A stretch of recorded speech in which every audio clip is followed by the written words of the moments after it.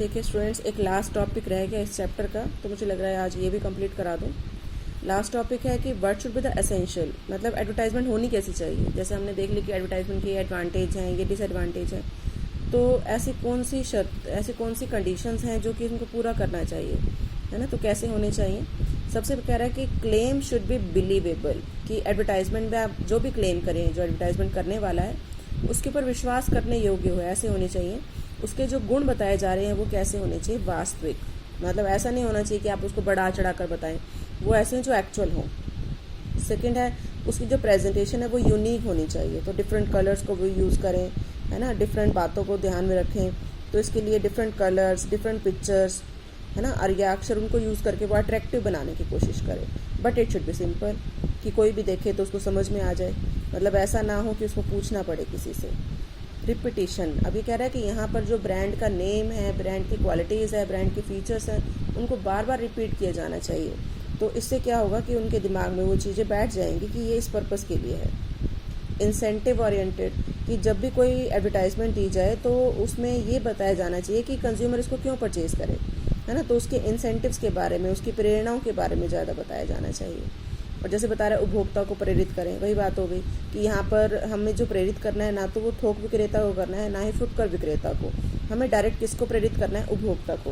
क्योंकि अगर कंज्यूमर प्रेरित हो जाएगा, वो कन्विंस हो जाएगा, तो वो ऑब्वियसली डिमांड करेगा होल सेलर से, रिटेल सेलर से, तो उनको वो परचेज़ करना पड़ेगा, है ना। तो इसलिए जब भी एडवर्टाइजमेंट तैयार करें तो हमेशा अंतिम उपभोक्ता, मतलब जो कंज्यूमर है, उसको ही ध्यान में रखकर एडवर्टाइजमेंट बनाई जानी चाहिए।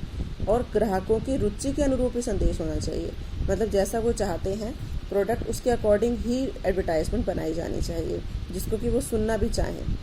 और लक्षित श्रोताओं को जानना, फिर आपने ये देखना है कि आपका जो टारगेट ऑडियंस है वो कौन है ना, उसका पता लगा लें और फिर उसके लेवल के अकॉर्डिंग ही जो आपका एडवर्टाइजमेंट है वो होना चाहिए।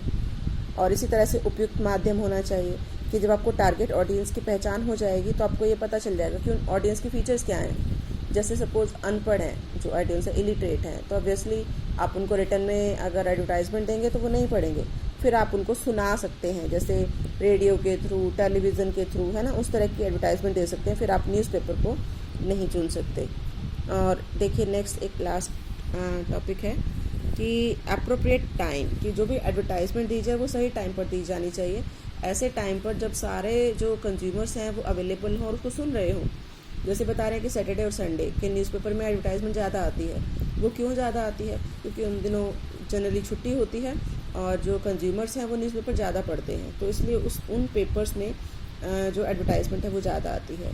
ऐसे जो रात के जो सीरियल्स होते हैं उसमें एडवर्टाइजमेंट ज़्यादा आती है ना। वो इसलिए कि रात के टाइम मोस्टली जो पर्सन है वो फ्री होते हैं और वो टेलीविज़न को देखते हैं, है ना। तो ये कुछ एसेंशियल्स थे कि एडवर्टाइजमेंट में ये बातें होनी चाहिए, या इसको हम विशेषताएं भी कह सकते हैं।